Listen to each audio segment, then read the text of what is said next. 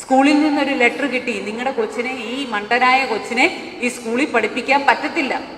അമ്മ അതിനെ എങ്ങനെ ഇന്റർപ്രറ്റ് ചെയ്തത്? ഐൻസ്റ്റീനോട് പറഞ്ഞത്, മോനെ നിന്നെപ്പോലെ ഇന്റലിജന്റ് ആയിട്ടുള്ള കുഞ്ഞുങ്ങളെ പഠിപ്പിക്കത്തക്ക രീതിയിലുള്ള ഏബിൾ ആയിട്ടുള്ള ടീച്ചേഴ്സ് ആ സ്കൂളിലില്ല. എന്നിട്ട് she started teaching her kid. ഒരുപാട് പുസ്തകങ്ങൾ വാങ്ങിച്ചും ഒരുപാട് എക്സ്പെരിമെന്റ്സ് ചെയ്യിച്ചും ഒക്കെ. ഒരു ഇതിൽ പറയുന്ന ഐൻസ്റ്റീൻ ഒരു എക്സ്പെരിമെന്റ് ചെയ്ത് ആളുടെ യങ് ഏജിലാണ് ഒരു റെയിൽവേ സ്റ്റേഷന്റെ മൊത്തം സാധനങ്ങൾ കത്തിപ്പോയി. എല്ലാവരും ഭയങ്കരമായിട്ട് ഇത് ചെയ്തു, പക്ഷെ അമ്മ എപ്പോഴും സപ്പോർട്ട് ചെയ്തു. അതുകൊണ്ടാണ് നമുക്കിന്ന് ഇത്രയും നല്ല ഒരു സയന്റിസ്റ്റിനെ, ഒരു ഇൻവെന്ററെ നമുക്ക് കിട്ടിയത്. സച്ചിൻ വീട്ടിൽ അത്രയ്ക്ക് കുരുത്തക്കേടായിരുന്നു. ഒരു വെക്കേഷന് നേരെ മാവിന്റെ മുകളിൽ കയറി വീണ്. ഇത് മനസ്സിലാക്കി അവന്റെ ഹൈപ്പർ ആക്ടിവിസം കുറയ്ക്കാൻ വേണ്ടി ക്രിക്കറ്റ് അക്കാഡമി കൊണ്ടുപോയി. പക്ഷെ അവിടെ ടാലന്റ് കാണിച്ചു തുടങ്ങിയപ്പോൾ തൊട്ട് അതുപോലെ മീൻസ് ആളതിൽ ടാലന്റഡ് ആണെന്ന് കണ്ടുടനെ ആ ഫാമിലി അത്രയ്ക്ക് എഫേർട്ട് എടുത്തു, സപ്പോർട്ട് ചെയ്തു കൂടെ നിന്ന്. അപ്പൊ നമ്മുടെ കുഞ്ഞുങ്ങൾ, നമ്മുടെ കയ്യിൽ കിട്ടിയിരിക്കുന്ന കുഞ്ഞുങ്ങൾ ഗിഫ്റ്റഡ് ആണ്, മനസ്സിലായോ? പക്ഷെ അവരുടെ ഗിഫ്റ്റ് വെളിയിൽ വരണമെങ്കിൽ ആദ്യം നമ്മൾ നമ്മളുടെ ഗ്രേറ്റ്നെസ് ഫൈൻഡ് ഔട്ട് ചെയ്യണം. You should respect your self. നമ്മളുടെ ഉള്ളിലുള്ള ആ ഗ്രേറ്റ്നെസ് എന്താണെന്ന് കണ്ടുപിടിച്ച് നമുക്കും കൂടെ സമയം കൊടുക്കണം. രണ്ടാമതായിട്ട് നമ്മുടെ കുഞ്ഞിനെ ഒന്നിൽ നിന്നും മാറ്റി നിർത്തരുത്. Means be with your kid. In the sense നമ്മൾ എന്തൊക്കെ ഡെയിലി ആക്ടിവിറ്റീസ് ചെയ്യുന്നു, നമ്മുടെ വീട്ടിൽ എന്തൊക്കെ കാര്യങ്ങൾ നടക്കുന്നോ അതിനകത്ത് അവരെയും കൂടെ എന്ത് ചെയ്യണം? ഉൾപ്പെടുത്തണം. ഫോർ എക്സാമ്പിൾ, നമ്മൾ ചപ്പാത്തി പരത്തുവാണെങ്കിൽ അവർക്ക് കുറച്ച് മാവ് കൊടുക്കണം. അവരാ മാവ് ചിലപ്പോൾ അവിടെയൊക്കെ തൂത്ത് വെച്ചെന്നിരിക്കും, ഫ്രിഡ്ജിന്റെ മണ്ടയ്ക്ക് തൂത്തുന്നിരിക്കും, ഗ്രാനൈറ്റ് വെച്ചെന്നിരിക്കും. കൊടുക്കുക. അവരുടെ സ്കില്ലാണ് അവിടെ ഡെവലപ്പ് ആവുന്നത്. അല്ലാതെ നമ്മുടെ കുഞ്ഞുങ്ങളെ എപ്പോഴും ഒരു പാവയെ പോലൊരു സ്ഥലത്തിരുത്തിയാൽ അവരുടെ സ്കില്ല് ഡെവലപ്പ് ആവുമോ? ഇല്ല. കുറച്ച് ബുദ്ധിമുട്ടാണ് നമുക്ക്. അത് ക്ലീൻ ചെയ്യണം, അത് തുടയ്ക്കണം, അത് പിന്നെ മെസ്സാക്കുന്നതിൻ്റെ എല്ലാം പുറകെ പോകണം, അതൊക്കെ ഉണ്ട്. പക്ഷേ എല്ലാ ആക്ടിവിറ്റീസിലും മാക്സിമം ഇൻക്ലൂഡ് ചെയ്യാം. ഇനി അടുത്തൊരു കാര്യം എന്താണെന്ന് ചോദിച്ചു കഴിഞ്ഞാൽ, പലപ്പോഴും നമ്മൾ ടയേർഡായിപ്പോകും അല്ലേ? എൻ്റെ അടുത്ത് വരുന്ന പല പേരൻസും ഡോക്ടർ ഷോപ്പിംഗ് ചെയ്യുന്ന പേരൻസാണ്. അവിടെ ഒരു നല്ല സെൻ്ററുണ്ട്, അവിടെ കൊണ്ടുപോവാ, അവിടെ കുറച്ച് ചെയ്യും. അപ്പോൾ പറയാം, അല്ല മറ്റേടത്താണ് നല്ല സെൻ്റർ, അങ്ങോട്ട് ഓടിക്കൊണ്ടു പോകും. ഒരു കൺസിസ്റ്റൻസി ഇല്ല. അതുപോലെ തന്നെ മെഡിസിൻ്റെ കാര്യത്തിലായാലും തെറപ്പിയുടെ കാര്യത്തിലായാലും എല്ലാം ഇങ്ങനെ ഓടി അങ്ങ് നടക്കുക. മനസ്സിലായോ? അതല്ല. നമുക്ക് എല്ലാ ടിപ്സും ടെക്നിക്സും നമ്മൾ ചെയ്യിക്കണം, നമ്മുടെ കുഞ്ഞിനെ കൊണ്ട് ചെയ്യിക്കണം. എന്നിട്ട് തെറപ്പിസ്റ്റിനേക്കായാലും എൻ്റെ ഒരു വലിയൊരു ആഗ്രഹം എന്താണെന്ന് ചോദിച്ചാൽ, the parent should act as A co therapist എന്ന്. പേരൻ്റായി ആരായി മാറണം? പേരൻ്റ് ഒരു കോ തെറാപ്പിസ്റ്റും ഒരു തെറപ്പിസ്റ്റുമായി മാറിയെങ്കിൽ മാത്രമേ എൻ്റെ കുഞ്ഞിന് 100% റിസൾട്ട് കൊണ്ടുവരാൻ പറ്റൂ. ലോകത്തിലെ ഏറ്റവും നല്ല തെറാപ്പിസ്റ്റിൻ്റെ അടുത്ത് നിങ്ങൾ പോയാൽ, ഏറ്റവും നല്ല ഇൻസ്റ്റിറ്റ്യൂഷനിൽ നിങ്ങളായാലും നമ്മളൊരു ഇനീഷ്യേറ്റീവ് അവിടെ എടുക്കണം, നമ്മളത് പഠിച്ചെടുക്കണം. കാരണം തെറപ്പിസ്റ്റിന് കുഞ്ഞിൻ്റെ കൂടെ 1 മണിക്കൂറോ 2 മണിക്കൂറോ അല്ലെങ്കിൽ കുറച്ച് സമയങ്ങളെ ഇരിക്കാൻ പറ്റൂ. പക്ഷെ ഞാൻ എൻ്റെ കുഞ്ഞിൻ്റെ കൂടെ ഉണ്ട്, എനിക്ക് ഓരോ സമയത്തും അവരെ എന്ത് ചെയ്യാം? ഗൈഡ് ചെയ്തുകൊണ്ടേ ഇരിക്കാം. സോ നമ്മൾ അവരുടെ കൂടെ നടന്ന് അവരെ കൊണ്ട് എല്ലാം ട്രൈ ചെയ്യിപ്പിച്ച് അവർക്ക് ഏതാണ് ബെസ്റ്റ് എന്നുള്ളത് ഫൈൻഡ് ഔട്ട് ചെയ്യും. എന്താണ് അവർക്ക് ഏതാണ് ബെസ്റ്റ് എന്നുള്ളത് നമ്മൾ കണ്ടുപിടിക്കണം. തെറപ്പിസ്റ്റിന് പോലും അത്രയും പറ്റിയെന്നിരിക്കില്ല. തെറപ്പിസ്റ്റ് ഒരുപാട് കുഞ്ഞുങ്ങളെ കാണും, അവർക്ക് ഒരുപാട് സമയം ചിലപ്പോൾ വേണ്ടി വരും. പക്ഷെ നിങ്ങളുടെ കുഞ്ഞിന് ഏതാ സ്യൂട്ട്? ഞങ്ങളുടെ അത് തന്നെ ചില പേരൻസ് ഉണ്ട്, അവർ പറയും, മാം അവൻ ആർട്ട് തെറാപ്പി കൂടുതൽ ഹെൽപ്ഫുൾ ആവുന്നുണ്ട്, മണ്ഡല പെയിൻറ്റിങ്സ് ചെയ്യാൻ അവന് ഭയങ്കര ഇൻട്രസ്റ്റ് ആണ്. അവൻ നമ്മുടെ ഒരു കുഞ്ഞ് ചെയ്തത്, അവൻ ഒരു വെക്കേഷൻ ഫുള്ള് മണ്ഡല പെയിൻറ്റിങ്സാണ് ചെയ്തത്. അപ്പോൾ അതിനകത്തുള്ള കുഞ്ഞു കുഞ്ഞു കുഞ്ഞു കുഞ്ഞ് ഇങ്ങനെ കോളംസ് വരെ അടിച്ചിട്ട് അവന് അറ്റൻഷൻ പ്രോബ്ലം ഉള്ളവനായിരുന്നു. ആഫ്റ്ററും ബിഫോറും നോക്കിയപ്പോൾ, അതായത് വെക്കേഷൻ കഴിഞ്ഞ് ആഫ്റ്റർ ചെക്ക് ചെയ്തപ്പോൾ അവൻ്റെ അറ്റൻഷൻ കോൺസെൻട്രേഷൻ ഒരുപാട് സസ്റ്റെയിനായി.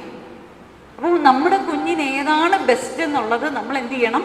നമ്മൾ ഇനീഷ്യേറ്റീവ് എടുത്ത് നമ്മൾ ഫൈൻഡ് ഔട്ട് ചെയ്യിച്ചിട്ട് അത് അവരെ കൊണ്ട് ട്രൈ ചെയ്യിക്കണം. 1 or 2 ട്രൈ ചെയ്യുമ്പോഴത്തേ ഇതൊന്നും ശരിയാവാൻ പോകുന്നില്ല, ഇതൊന്നും മാറാൻ പോകുന്നില്ല, ഈ ഒരു ആറ്റിറ്റ്യൂഡാണ് നമ്മുടെ ഉള്ളിലിരിക്കുന്നതെങ്കിൽ ഒരിക്കലും നമുക്ക് അവർക്കൊരു നല്ല റിസൾട്ടിലേക്ക് കൊണ്ടുവരാൻ പറ്റില്ല. ഒരു ടീച്ചറിൻ്റെ അനുഭവം ഞാൻ കേട്ടതാണ്, ഒരു സ്പെഷ്യൽ എഡ്യൂക്കേറ്ററിൻ്റെ അനുഭവം. അവരൊരു കുട്ടിയെ, ഒരു മൈൽഡ് MR ആയിട്ടുള്ളൊരു കുട്ടിയെ അവരൊരു 4.5 വർഷം കൊണ്ട് പഠിപ്പിച്ച എന്താണെന്ന് ചോദിച്ചു കഴിഞ്ഞാൽ, ട്യൂബിൽ നിന്ന് ബ്രഷിലേക്ക് പേസ്റ്റ് ആക്യുറേറ്റ് ആയിട്ട് വെക്കും. ട്യൂബിൽ നിന്ന് ബ്രഷിലേക്ക് പേസ്റ്റ് കൃത്യമായി വെക്കുക. അത് ചിലപ്പോൾ നമുക്ക് വല്ലാതെ നോക്കുമ്പോൾ അതൊക്കെ വെരി സിമ്പിളായിട്ടുള്ളൊരു കാര്യമായിരിക്കും. പക്ഷെ അവരെ സംബന്ധിച്ചൊരു ഹിമാലയൻ ടാസ്ക്കാണ്. പക്ഷെ അത് നമ്മൾ ട്രെയിൻ ചെയ്യിച്ചെടുത്തു കഴിഞ്ഞാൽ പിന്നെ എൻ്റെ ഹെൽപ്പ് വേണോ ആ കുഞ്ഞിന്? ലൈഫ് ലോങ് അവൻ തന്നെ അല്ലെ അവൾ തന്നെ ട്യൂബ് എടുക്കും, ബ്രഷ് എടുക്കും, പ്രോപ്പറായിട്ട് ഓപ്പൺ ചെയ്യും, അവിടുത്തെ അത് ചെയ്യും. മനസ്സിലായി? സോ ഇത് നമ്മൾക്ക് ടാസ്ക്കാണ്. പക്ഷെ ഈ ടാസ്കിനെ എന്തൂസിയാസ്റ്റിക്കായിട്ട് എടുക്കുമ്പം നമ്മുടെ കുഞ്ഞുങ്ങൾ സ്പെഷ്യലാവും, നമ്മൾ സ്പെഷ്യലാവും. പിന്നെ നമ്മൾ ഇനി പുറമെ എത്ര ഇങ്ങനെ ചിരി, ഈ ചിരി ചിലപ്പോൾ ഇളിയാവും അല്ലേ? ചിരി ചിലപ്പോൾ ഇളിയാവും. എന്താ? ഉള്ളിൽ നിന്ന് സന്തോഷം വരാത്തപ്പം ചിരി എന്തായിട്ട് മാറും? ഇളിയായിട്ട് മാറും. ഇങ്ങനെ ചുണ്ടിങ്ങനെ മാത്രം പിടിച്ചാൽ ഒരിക്കലും ചിരിയാവത്തില്ല. അതെന്താ? ഇളിയാണ്. ഇളി കാര്യം ഇത് ഏറ്റവും കൂടുതൽ ഐഡന്റിഫൈ ചെയ്യാൻ പറ്റുന്ന നമ്മുടെ കുഞ്ഞുങ്ങൾക്കാണ്. കാരണം basically we all are energies. നമ്മളെല്ലാവരും എനർജിയാണ്. നമ്മുടെ കുഞ്ഞുങ്ങൾ നമ്മളെല്ലാവരുമായിട്ട് ഒരു ഇന്റർ കണക്ഷൻ ഉണ്ട്. നമ്മളുടെ ഈ എനർജി നമ്മുടെ കുഞ്ഞുങ്ങൾക്ക് ഫീൽ ചെയ്യും. അപ്പം ഞാൻ പുറമേ ചിരിച്ചുകൊണ്ട് ഉള്ളിൽ അയ്യോ ഇതെന്ന് ശരിയാവും, എന്നെങ്കിലും ശരിയാവുമോ, ഇതിൻ്റെ ഫ്യൂച്ചർ എന്താവും, ഇങ്ങനത്തുള്ള ആൻസൈറ്റി നമ്മൾ ഉള്ളിൽ വെച്ചുകൊണ്ട് പുറമേ ചിരിച്ച് കാണിച്ചാൽ പ്രയോജനമുണ്ടോ? ഏറ്റവും കൂടുതൽ ഓപ്റ്റിമിസ്റ്റിക് ആവേണ്ടത് ആരാണ്? നമ്മളാണ്. ഞാൻ പറയും, നിങ്ങൾ ഒപ്റ്റിമിസ്റ്റിക്കായി നോക്കി, നിങ്ങൾ അവർക്കൊരു ഗുഡ് ഫ്യൂച്ചർ ഉണ്ട്, അല്ലെങ്കിൽ അവർ സ്പെഷ്യൽ ആണെന്ന് മനസ്സിൽ അടിയുറപ്പിച്ച് അതങ്ങോട്ട് വിശ്വസിച്ച് അതിനനുസരിച്ചൊന്ന് പ്രവർത്തിച്ച് നോക്കിക്കേ, ഡ്രാസ്റ്റിക് ചേഞ്ചസ് ആയി. Drastic changes. കാരണം ഈ എനർജി അവരെ പോയി തൊടും. ഈ എനർജി അല്ലെങ്കിൽ നമ്മൾ ഉള്ളിൽ അയ്യോ എനിക്ക് ഇങ്ങനെ ആയിപ്പോയല്ലോ, എൻ്റെ കുഞ്ഞിങ്ങനെ ആയിപ്പോയല്ലോ, അല്ലെങ്കിൽ ഞാൻ ഇങ്ങനെ ആണല്ലോ എന്ന് ചിന്തിച്ചുകൊണ്ട് നമ്മൾ ഉള്ളിൽ ഇങ്ങനെ പെസിമിസ്റ്റിക് ആയിക്കൊണ്ട് ആൻസൈറ്റി നിറച്ചുകൊണ്ട് ചെയ്താൽ നമ്മൾ കൊടുക്കുന്നതിനകത്ത് ഫ്രൂട്ട്ഫുൾനെസ് കൊണ്ടുവരാൻ വളരെ പ്രയാസമാണ്. സോ നമ്മൾ ഓപ്റ്റിമിസ്റ്റിക് ആവണം. B optimistic. ഇത് നമ്മളുടെ എനർജി, നമ്മളുടെ ഡേ ടു ഡേ ആക്ടിവിറ്റീസിനെ, നമ്മുടെ സാറ്റിസ്ഫാക്ഷനെ, നമ്മുടെ കുഞ്ഞിനോടുള്ള ആറ്റിറ്റ്യൂഡിനെ, ഇതെല്ലാം ടച്ച് ചെയ്യുന്ന ഒരു കാര്യമാണ്. So basically it all come from our bottom of our heart. അപ്പം അതുകൊണ്ട് ഒരു പോസിറ്റിവിറ്റി, ഒരു ഒപ്റ്റിമിസം കൊണ്ടുവരിക. നിങ്ങളത് കുറേയൊക്കെ ഉള്ളവരാണെന്ന് വന്നപ്പോഴേ ആ ഫേസിൽ നിന്ന് എനിക്ക് മനസ്സിലാക്കാൻ പറ്റി. പക്ഷെ കുറച്ചും കൂടെ നമ്മൾ അതിനെ ഡെവലപ്പ് ചെയ്തുകൊണ്ട് വരും തോറും നമുക്ക് ഒത്തിരി റിസൾട്ട് നമുക്ക് കാണാനായിട്ട് സാധിക്കും. ഈ പൗലിനൊക്കെ അങ്ങനെ സ്ട്രൈഡിങ് ആയിട്ട് ഹാപ്പി ആയിട്ട് മുന്നോട്ട് പോയത് കൊണ്ടാണ് ഐൻസ്റ്റീനെയൊക്കെ നമുക്ക് കിട്ടിയത്. സോ ആ ഒരു ഒപ്റ്റിമിസം നമ്മളെപ്പോഴും ഉള്ളിൽ കൊണ്ട് നടക്കുക. അത് തീർച്ചയായിട്ടും അവരുടെ ഫിസിക്കൽ ഹെൽത്തിനെയും മെൻ്റൽ ഹെൽത്തിനെയും അവരുടെ ബിഹേവിയറിനെയും അവരുടെ സോഷ്യൽ ഫങ്ഷനിങ്ങിനെയും എല്ലാം ഡെവലപ്പ് ചെയ്യാനായിട്ട് ഹെൽപ്പ് ചെയ്യും. അതിനോടൊപ്പം എനിക്ക് പറയാനുള്ളത്, എൻ്റെ കുഞ്ഞ് സ്പെഷ്യൽ കിട്ടുക, അപ്പോൾ അതുകൊണ്ട് എപ്പോഴും എൻ്റെ ശ്രദ്ധ വേണം എന്നൊരു തെറ്റിദ്ധാരണ നിങ്ങളുടെ മനസ്സിൽ കൊണ്ടുവരരുത്. മനസ്സിലായോ? അതൊരു തെറ്റിദ്ധാരണ. യു ഷുഡ് ഡെലിഗേറ്റ് ചെയ്യേണ്ട സ്ഥലങ്ങളിൽ നിങ്ങൾ ഡെലിഗേറ്റ് ചെയ്യണം. കുറച്ച് സമയം നിങ്ങൾ നിങ്ങളുടേതായിട്ട് കാണണം. ഇല്ലെങ്കിൽ എന്താണെന്നറിയാമോ, നമുക്ക് ഒരു കൈൻഡ് ഓഫ് എക്സോഷൻ, ഒരു കൈൻഡ് ഓഫ് സാച്ചുറേറ്റഡ് ആയിട്ടുള്ള ഒരു ഫീല് തരും. എന്നോടൊരു അമ്മ പറഞ്ഞ, മാം ഒരു കല്യാണത്തിന് പോയിട്ടില്ല, സാധാരണ അമ്മയാണ്. എനിക്കിവനെ ഇട്ടിട്ട് കുറച്ചൊരു സിവിയറായിട്ടുള്ള ഡിസബിലിറ്റി ഉള്ള കുഞ്ഞാണ്. എനിക്കവനെ ഇട്ടിട്ട് എങ്ങോട്ടും പോകാൻ തോന്നുന്നില്ല. ഞാൻ പറഞ്ഞു, അത് തെറ്റാണ്. നിങ്ങൾ കുറച്ച് നേരം ആർക്കെങ്കിലും ഇത് ഡെലിഗേറ്റ് ചെയ്യണം. അങ്ങനെ ആയി നിൽക്കരുത്. കാരണം നമ്മൾ വീണ്ടും എനർജൈസായി, നമ്മൾ വീണ്ടും ആക്റ്റീവ് ആയെങ്കിൽ മാത്രമേ വീണ്ടും നല്ലത് നമ്മുടെ കുഞ്ഞുങ്ങൾക്ക് കൊടുക്കാനായിട്ട് സാധിക്കൂ. ഇപ്പൊ ഒരു എക്സാമ്പിൾ പറയുവാണെങ്കിൽ, 2 പേര് ഒരുമിച്ച് വിറക് വെട്ടാനായിട്ട് പോയി. ഒരുത്തൻ രാവിലെ തൊട്ട് വൈകിട്ട് വരെ ആഞ്ഞു വെട്ടി, ഒരുത്തൻ പക്ഷെ വെട്ടും, ഇടയ്ക്ക് പോയി ഒരു റിലാക്സേഷനൊക്കെ എടുത്ത് തിരിച്ചു വരും. വൈകിട്ട് ആരാണ് കൂടുതൽ വിറകെന്ന് നോക്കിയപ്പം ഇടയ്ക്ക് പോയി റിലാക്സ്ഡ് ആയ ആളാണ്. എന്താ റീസൺ? എന്താ റീസൺ? റീസൺ പറഞ്ഞു, ആവശ്യത്തിന് റെസ്റ്റ് എടുത്തു. ഇനി അതിലും വലുത് ഈ വെപ്പൺ, ആക്സ്, കോടാലി കൊണ്ടുപോയിട്ട് ഇങ്ങനെ ഒന്ന് ഷാർപ്പൻ ചെയ്യും. മറ്റവൻ തുടങ്ങിയപ്പോൾ തൊട്ടുള്ള മൂർച്ചയിലാണ് പിന്നെയും. അപ്പൊ കൂടുതൽ എഫർട്ട് എടുക്കണം, പക്ഷെ റിസൾട്ട് കുറവാണ്. മറ്റത് ഞാൻ വീണ്ടും വീണ്ടും ഷാർപ്പൻ ചെയ്യുമ്പോൾ കുറച്ച് എഫോർട്ടാണ്. ഇതിനെയാണ് സ്മാർട്ട് വർക്ക് എന്ന് പറയുന്നത്. കുറച്ച് എഫോർട്ട് എടുത്താൽ മതി, കൂടുതൽ റിസൾട്ട്. ഇത് പക്ഷേ നമ്മളുടെ ഒരു ഡെയിലി ലൈഫിൽ നമ്മൾ പ്രത്യേകിച്ച് അമ്മമാർ മറന്നു പോകുന്നൊരു കാര്യം എന്താ? നമ്മളിങ്ങനെ ഞാനില്ലെങ്കിൽ കുഞ്ഞ് ഒന്നും ചെയ്യത്തില്ല, ഞാനില്ലെങ്കിൽ അവൻ്റെ ഒരു കാര്യങ്ങളും ശരിയാവത്തില്ല. തെറ്റിദ്ധാരണ, നമ്മുടെ തെറ്റിദ്ധാരണയാണ്. ഇത് ഡെലിഗേറ്റ് ചെയ്യണം. മനസ്സിലായി? അപ്പം നിങ്ങളത് ഡെലിഗേറ്റ് ചെയ്യുന്നുണ്ടെന്ന് എനിക്കറിയാം. പക്ഷെ ഡെലിഗേറ്റ് ചെയ്താൽ മാത്രം പോരാ, ആ ടൈം കറക്റ്റായിട്ട് നിങ്ങൾക്ക് വേണ്ടി ഉപയോഗിക്കും.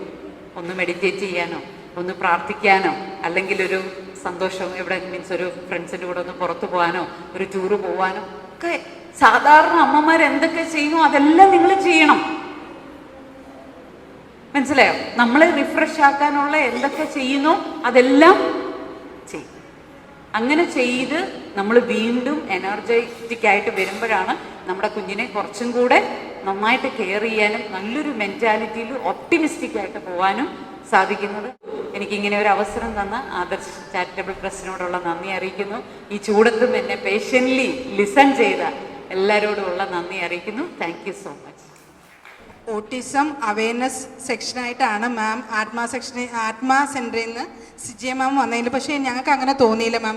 ഞങ്ങളങ്ങനെ ഇവിടെ വേർതിരിച്ച് കാണുന്നില്ല. ഞങ്ങളിന്ന് നന്നായിട്ട് എൻജോയ് ചെയ്തു, നമ്മുടെ മക്കൾ എൻജോയ് ചെയ്തു, സ്റ്റാഫ് എൻജോയ് ചെയ്തു. ഞാനൊരു പാരൻറ് കം സ്റ്റാഫാണ്. വളരെ നല്ല സെക്ഷനായിരുന്നു മാമിൻ്റെ ഓതോറിറ്റേറ്റീവ് പാരൻറ്. എനിക്ക് തോന്നുന്നത് ഞാൻ അങ്ങനെ ഒരു പാരൻ്റാണ്. അതിൻ്റെ റിസൾട്ടാണ് മാം ഈ ഫ്രണ്ടിലിരിക്കുന്നത്. ഞാൻ 23 വർഷമായിട്ട് ആദർശിലുണ്ട്. മോളെയും കൊണ്ട് 3 വയസ്സിൽ വന്നതാണ്. അപ്പം 12 വയസ്സായി അവൾ നടന്നത്. പക്ഷേ ഞാൻ കുറച്ച് സ്ട്രിക്റ്റായിട്ട് ആ കാര്യങ്ങൾ വിട്ടുകൊടുത്തു, അവൾ ചെയ്യട്ടെ എന്നും പറഞ്ഞ്. അതിൻ്റെ റിസൾട്ട് എനിക്കിപ്പോൾ അക്കാഡമിക് സെക്ഷനിൽ കിട്ടിയില്ലെങ്കിലും ബാക്കിയുള്ള എല്ലാ ഏരിയയിലും കിട്ടി. അവളൊരു ഇൻഡിപെൻഡൻ്റ് ആയ കുട്ടിയാണെന്ന് അതിൽ ഞാൻ അഭിമാനിക്കുന്നു. പിന്നെ മാം പറഞ്ഞ കണക്ക് ആദ്യമൊന്നും സമയം നമുക്ക് വേണ്ടി കണ്ടെത്തിയിട്ടില്ലായിരുന്നു. എൻ്റെ മകൻ വളർന്നു വരേണ്ടി വന്നു. എനിക്ക് വേണ്ടിയിട്ട് സമയം കണ്ടെത്താൻ പറയാമെന്ന്. ഒരു 3 വർഷമായിട്ട് ഞാൻ എനിക്ക് വേണ്ടിയിട്ട് സമയം കണ്ടെത്താറുണ്ട്. എൻ്റെ സ്റ്റാഫുകളും നമ്മുടെ ഫ്രണ്ട്സൊക്കെ ആയിട്ട് ഞങ്ങൾ ഔട്ടിങ് പോകാറുണ്ട്. അപ്പം ഞങ്ങളൊരു ക്യാമ്പിന് പോയാൽ പോലും, ഇങ്ങനെ CRE പ്രോഗ്രാമിന് പോയാൽ പോലും ഞങ്ങൾ അവിടെ നന്നായിട്ട് എൻജോയ് ചെയ്യാറുണ്ട്. അപ്പം ഞങ്ങൾ കൂടാറുണ്ട്. Thank you ma'am. വളരെ സന്തോഷം മാമിനെ. ഇവിടുത്തെ പാരൻസൊക്കെ കുറച്ച് ബാക്ക്വേർഡ് നിൽക്കുന്ന പാരൻസും ഉണ്ട്, ഇല്ലയെന്ന് പറയുന്നില്ല. പക്ഷേ ആദർശിൽ വന്നു കഴിഞ്ഞാൽ മാം ഇവിടുത്തെ PTA ഡേക്ക്, ഇവിടുത്തെ സെലിബ്രേഷനൊക്കെ മാം തീർച്ചയായിട്ടും ഒരു ദിവസം വരണം. ഇപ്പോൾ ഫുൾ എനർജി പാക്ഡ് ആണ് നമ്മുടെ ആദർശ്. അപ്പം വളരെ സന്തോഷം. ബാക്കി എല്ലാ സെക്ഷനും വളരെ നന്നായിരുന്നു. ഒത്തിരി നന്ദിയുണ്ട് ma'am. Thank you. Hi hi അവർക്ക് പറഞ്ഞേ ഒരു ഹായ് തന്നെ. Hi hi hi. ആ വെരി ഗുഡ്, നല്ല ഒച്ചയാണല്ലോ. അടുത്ത ആരാ ഹായ് പറയുന്നേ? ഒരു ഹായ് പറയാവോ? Very sweet. Hi hi. എനിക്ക് ഭയങ്കരമായിട്ട് ഇഷ്ടമായി. മുമ്പേ സിജിയ മാം പറഞ്ഞ ഒരു കാര്യമുണ്ട്, ഇതിലിരുന്ന പേരൻസിന് അറിയാം. അതായത് പേരൻസിന് വേണ്ടി ഞാൻ ആദ്യം പറയാം, നമുക്ക് വേണ്ടി ഒരു സമയം കണ്ടുപിടിക്കണം. അതിന് വേണ്ടിയിട്ടുള്ളൊരു ചെറിയൊരു സെഷനേ ഉള്ളൂ. അപ്പോൾ മാക്സിമം പേരൻസ് സ്റ്റാഫൊക്കെ ഉണ്ടെങ്കിൽ നമുക്കൊന്ന് എൻജോയ് ചെയ്യാം. കുട്ടികളെയും നിങ്ങൾക്ക് കൊണ്ടുവരാം. നമുക്ക് എല്ലാവർക്കും ഒന്ന് കുറച്ച് നേരം നമുക്ക് വേണ്ടിയിട്ടൊരു സമയം കണ്ടുപിടിക്കാൻ പോവാം. ഇൻട്രസ്റ്റ് ആയിട്ടുള്ളവരൊക്കെ പെട്ടെന്ന് വരുവാണെങ്കിൽ കുറച്ചുകൂടി എളുപ്പമായിരിക്കും. ആരെങ്കിലും ഉണ്ടോ ഇനി ബാക്കി? ഉണ്ടോ? സിജിയ മാം പറഞ്ഞ കാര്യം മറക്കല്ല്. നമുക്ക് വേണ്ടി നമ്മളൊരു സമയം കണ്ടുപിടിക്കുകയാണ്. ആ സമയം എന്ന് പറയുന്നത് ഇതാണ്. ലൈഫിൽ ഒരിക്കലും നമുക്ക് കിട്ടാൻ പോവുകയല്ല. ഓക്കെ, ഇനി ഒരിക്കലും കിട്ടത്തില്ല ആ ഒരു സ്പേസ്. ഇവിടെ ആരും നിങ്ങളെ ജഡ്ജ് ചെയ്യത്തില്ല. ആരെങ്കിലും ഉണ്ടെങ്കിൽ സ്റ്റാഫിനും വരാം, നമുക്കൊന്ന് എൻജോയ് ചെയ്യാം. കുട്ടികളെയും വിളിച്ചോളൂ. ആരും ഒരു മടിയും വിചാരിക്കണ്ട. ഇവിടെ ഡാൻസ് എന്നൊക്കെ പറഞ്ഞപ്പോൾ എല്ലാവരും ഞെട്ടിയിട്ടുണ്ടാവും. ഒന്നും പേടിക്കണ്ട, ഞാൻ വലിയ സ്റ്റെപ്പൊന്നും പറഞ്ഞു തരത്തില്ല. നിങ്ങൾക്ക് വേണ്ടി നിങ്ങളൊരു സമയം കണ്ടുപിടിക്കാൻ പോവാണ്. നിങ്ങൾക്ക് വേണ്ടി നിങ്ങളുടെ ലൈഫിൽ ഏറ്റവും വലിയ ഇമ്പോർട്ടൻ്റ് ആയിട്ടുള്ള എൻജോയ് ചെയ്യാൻ പറ്റുന്ന ഒരു സമയം ഇത്. അത് പ്രത്യേകം സിജിയമ്മ പ്രത്യേകം പറയുകയും ചെയ്തു. അത് റെസ്പെക്റ്റ് ചെയ്ത എല്ലാവർക്കും നമുക്ക് എല്ലാവർക്കും അടിച്ചു പൊളിക്കാം.